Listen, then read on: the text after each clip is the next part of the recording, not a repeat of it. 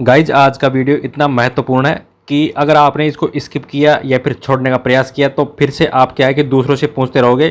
कोई भी जानकारी है वो आप दूसरों से लेते रहोगे और आपको हो सकता है सही जानकारी ना मिले। ठीक है गाइज, तो इस वीडियो के अंदर मैं आपको ऐसी जानकारी बताऊंगा कि आप बहुत खुश हो जाओगे और आप तैयारी करने के लिए आप डबल मेहनत करोगे। ठीक है, यानी कि खुशी खुशी में आप बहुत अच्छी तैयारी करोगे और आपका जुनून 7वें आसमान पर रहेगा। ओके, तो इस वीडियो के अंदर हम बात करेंगे कि आखिर में जूनियर अकाउंटेंट के पदों में वृद्धि कितनी होगी या नहीं होगी तो कितने पदों पे होगी। ठीक है, और जूनियर अकाउंटेंट और टीआरए भर्ती परीक्षा के लिए आवेदन कौन कौन कर सकता है, कौन कौन नहीं कर सकता, और वैकेंसी कब तक आएगी। ठीक है, आपको जानना जरूरी है कि आखिर में वैकेंसी कब तक आएगी, क्योंकि आप काफ़ी लंबे समय से लगातार तैयारी कर रहे हो, बहुत ज़्यादा अच्छी मेहनत कर रहे हो और आप इस चैनल के साथ बने हुए हैं। और मैं आपको एक चीज़ और बता दूँ, इस चैनल पर अभी आर पढ़ा रहे हैं। आर भी बिल्कुल अपडेट एकदम ऑथेंटिक जानकारी आप तक पहुंचाई जा रही है। केवल आरएसआर के 3 वीडियो और बनेंगे, उसमें हम आपको आरएसआर पूरी कंप्लीट करा के देंगे। ठीक है गाइज, तो ये चैनल लगातार आपके सिलेक्शन तक लगातार प्रयास करता रहेगा, आप बिल्कुल भी घबराएं ना। आरएसआर के 3 वीडियो बनेंगे, इसके बाद में आरएसआर कंप्लीट हो जाएगी और बाद में जेएफएनआर को भी स्टार्ट कर देंगे। ठीक है गाइज, उसके बाद में इंडियन इकोनॉमी और जो ऑडिट वगैरह कई सारी सब्जेक्ट बची है सेकंड पेपर में, वो भी हम फटाफट कंप्लीट कर लेंगे और एकदम अच्छे और आपको बहुत शानदार वीडियो प्रोवाइड कराएंगे और ऑथेंटिक बुक्स के साथ। ठीक है, यानी कि बिल्कुल रिलायबल यहाँ पर कंटेंट रहेगा, उसमें कोई दिक्कत नहीं आने वाली। आप उनको पढ़ के आराम से सिलेक्शन ले सकते हो और आपको बहुत ज़्यादा हेल्प मिलेगी। ठीक है गाइज, तो आपको मैं ये चीज़ बता रहा था कि आरएसआर हमारे इस चैनल पर अभी चल रही है और बहुत अच्छे वीडियो और आपकी तरफ से भी काफ़ी अच्छा रेस्पॉन्स मिल रहा है। और यहाँ पर बिल्कुल भी आपको कन्फ्यूज होने की जरूरत नहीं है, बिल्कुल एकदम ऑथेंटिक और अपडेट वीडियो में आपको बता रहा हूँ कि आरएसआर के अंदर कहाँ कहाँ अमेंडमेंट संशोधन हुआ है, वो भी मैं आपको साइमल्टेनियसली वीडियो में बता रहा हूँ। ठीक है, तो आज के इस वीडियो में हम बात करेंगे 3 चीज़ों के बारे में कि जूनियर अकाउंटेंट के पदों में वृद्धि होगी या नहीं होगी तो कितने पदों पर होगी, कौन कौन आवेदन कर सकता है जूनियर अकाउंटेंट और टीआरए भर्ती परीक्षा में, और वैकेंसी कब तक आएगी। तो आप बिल्कुल स्टेप बाय स्टेप देखें, बिल्कुल भी स्किप ना करें। और अब अगर आपने स्किप किया, अगर आप वीडियो को बीच में छोड़ के चले जाएंगे तो फिर आप दूसरों से पूछते रहेंगे कि साहब भाई साहब वैकेंसी कितनी आएगी तो कितनी आएगी, और नहीं आएगी तो क्यों नहीं आएगी। आवेदन कौन कौन कर सकता है, क्या कॉमर्स वाले आवेदन कर सकते हैं या आर्ट्स वाले ही आवेदन कर सकते हैं या फिर आर्ट्स वाले आवेदन नहीं कर सकते। आप क्या है कि दूसरों से पूछते रहोगे और हो सकता है आपको अच्छी जानकारी, ऑथेंटिक जानकारी ना मिले।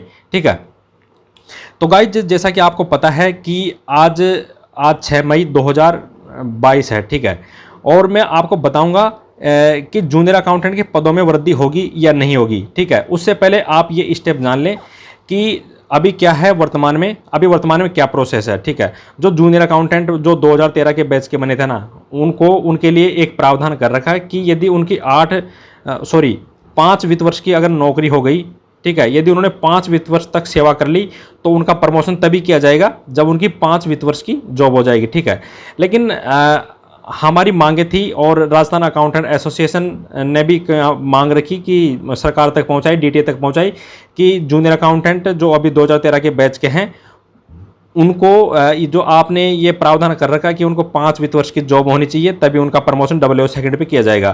तो राजस्थान अकाउंटेंट एसोसिएशन ने क्या है कि मांग पत्र रखा और उन्होंने उनसे छूट चाहिए कि सर हमारे को कम से कम 1 साल का छूट दे दे, यानी कि जिनकी जॉब 4 वित्त वर्ष की हो गई। ठीक है, जिनकी जॉब 4 वित्त वर्ष की हो गई उनका आप WO सेकंड पे प्रमोशन कर दें। ठीक है गाइज, तो आपको ये स्टेप भी जानना जरूरी है और इसमें मैं आपको बताऊंगा कि फाइल कैसे कैसे कहाँ कहाँ पहुंची और किसने अनुमति दी, और अनुमति दी तो कितने पदों के लिए दी, मतलब कितने जूनियर अकाउंटेंट का प्रमोशन होगा। और आपको पता है कि जूनियर अकाउंटेंट का अगर 2013 के जूनियर अकाउंटेंट का प्रमोशन होता है तो फिर कैडर वापस बहुत ज़्यादा खाली हो जाएगा और आपको पता है उसके बाद में फिर काम करने वाला जूनियर अकाउंटेंट बहुत कम बचेंगे और सरकार क्या है कि नई भर्ती निकालेगी।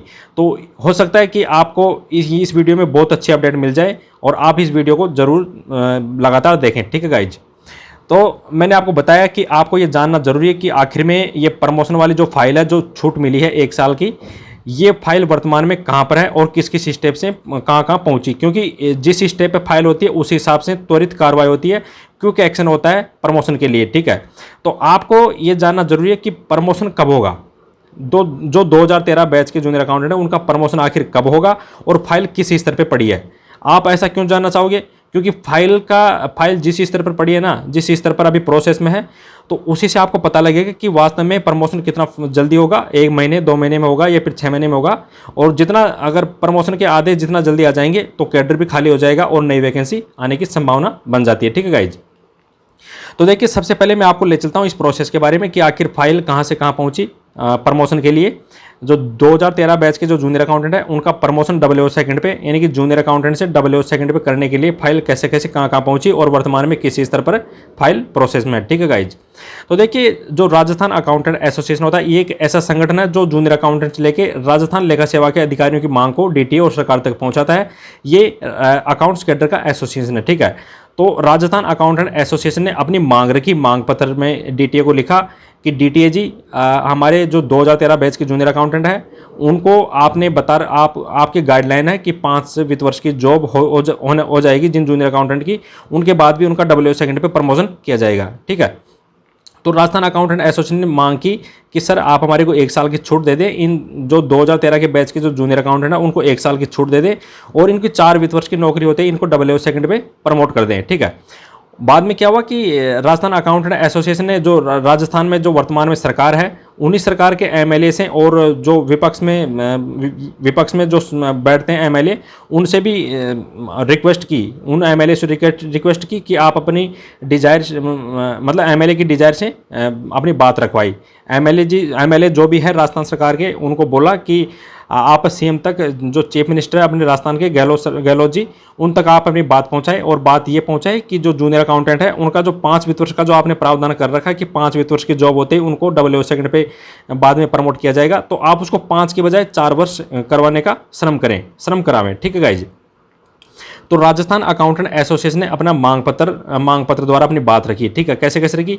राजस्थान अकाउंटेंट एसोसिएशन खुद ने DTA से मांग रखी और राजस्थान अकाउंटेंट एसोसिएशन ने MLA से मांग रखवाई कि CM तक भी अपनी बात पहुंचे, जो चीफ मिनिस्टर साहब है गहलोत जी, उन तक भी अपनी बात पहुंचे। ठीक है, अब इसके बाद में क्या हुआ, जो CM साहब है ना, CM साहब उन्होंने ये बात जॉइंट सेक्रेटरी रेवेन्यू को पत्र लिखकर भेजा। ठीक है, यानी कि जो जॉइंट सेक्रेटरी रेवेन्यू है उनको CM साहब ने ये लेटर भेज दिया कि ये एसोसिएशन है, इनकी इस प्रकार मांग आई हुई है, तो आप इसको एक बार देखें। ठीक है, तो जो जॉइंट सेक्रेटरी रेवेन्यू है उन्होंने फिर DTA को ऐसे कैसे भेज दिया बिना किसी संशोधन के, DTA को ऐसे कैसे कॉपी भेज दी और DTA को बताया कि CM साहब से लेटर आया तो आप इस पर एक्शन लें और आपने जो भी प्रोसेस है इस फाइल को आगे तक पहुंचाइए। ठीक है, तो DTA ने क्या किया, जो ये मांग पत्र आया उसको नोट शीट पर लिया। ठीक है, नोट शीट पर लेने के बाद में एक नोट यानी कि परिपत्र तैयार किया। ठीक है, और ऐसा करने के बाद में DTA ने जॉइंट सेक्रेटरी फाइनेंस रेवेन्यू को ये परिपत्र भेज दिया। ठीक है, और यहाँ से joint secretary revenue finance revenue है, उन्होंने फाइनेंस सेक्रेटरी रेवेन्यू को भेजा कि आखिर में आप अवलोकन करें इस चीज़ का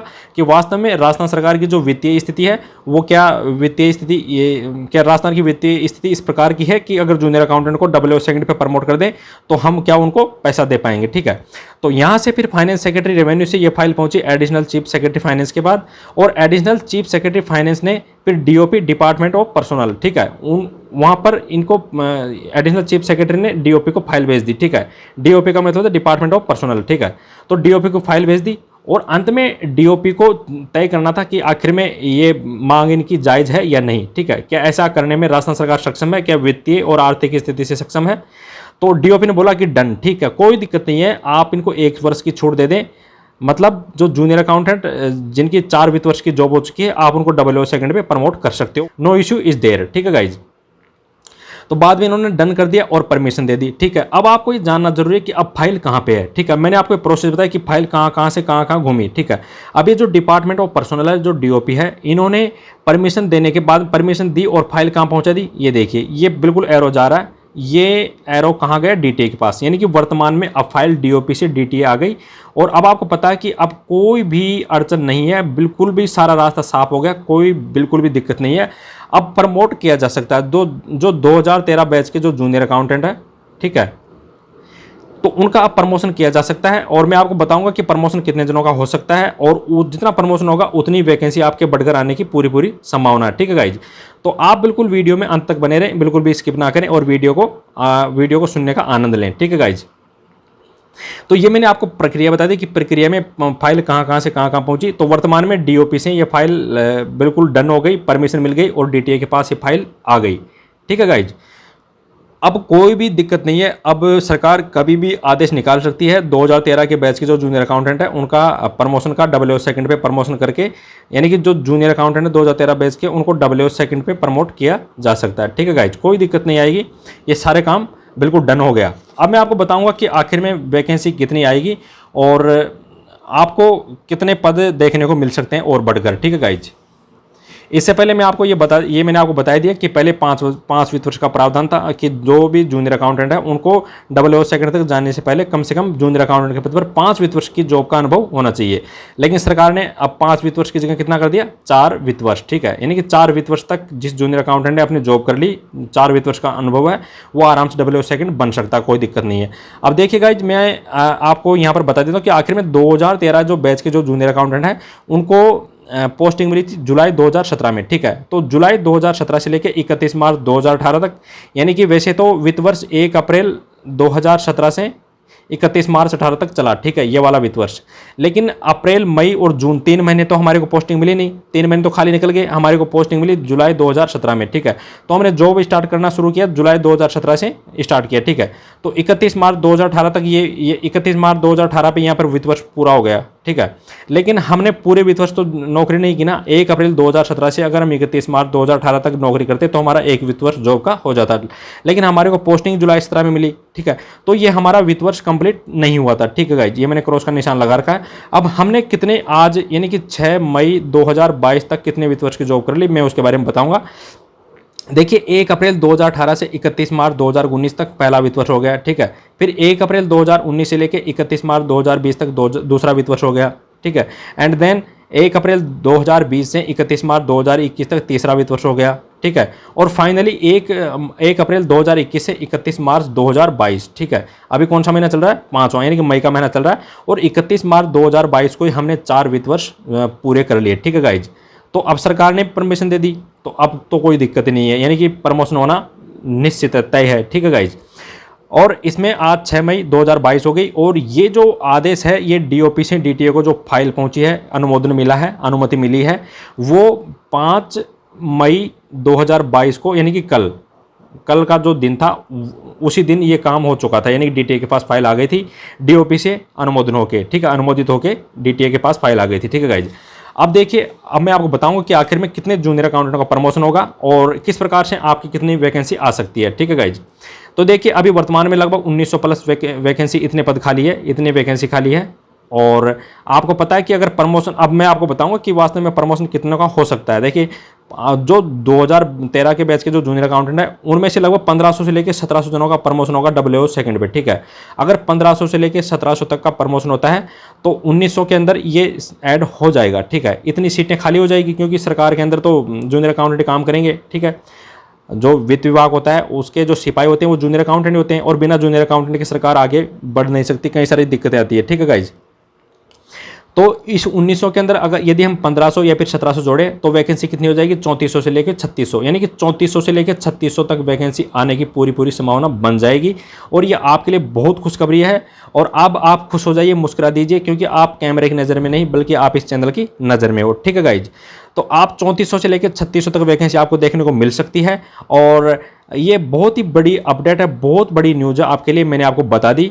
और आप बिल्कुल खुश होइए, एक बार मुस्कुराइए अंतर्मन से, कोई दिक्कत नहीं है गाइज, बिल्कुल मस्त रहिए और RSR बढ़ते रहिए अभी इस चैनल के साथ। बाद में जे भंडारी पे बढ़िया तरीके से उसको भी पढ़ाएंगे आपको। ठीक है, तो ये मैंने आपको बता दिया कि वर्तमान में लगभग इतने पद खाली है, और प्रमोशन हो जाता है 2013 के बैच के जूनियर अकाउंटेंटों का 1500 से 1700 जनों का प्रमोशन होगा। अगर इतनों का प्रमोशन हो गया तो वैकेंसी खाली, यानी कि कैडर कितना खाली हो जाएगा, 3400 लेके 3600 तक। ठीक है, तो वैकेंसी 3400 से लेकर 3600, यानी कि 3000 प्लस, आप ये यूँ कह लें 3000 प्लस वैकेंसी आने की पूरी संभावना है। ठीक है गाइज, और अब आप बिल्कुल भी घबराएं ना। अब मैं आपको एक चीज़ और बता देता हूं इसके साथ साथ में कि आखिर में आवेदन कौन कर सकता है। ठीक है, देखिए गाइज, जो पिछली बार जिन्होंने आवेदन किया ना वो सब आवेदन करेंगे, सब योग्य रहेंगे, इसमें कोई दिक्कत नहीं है।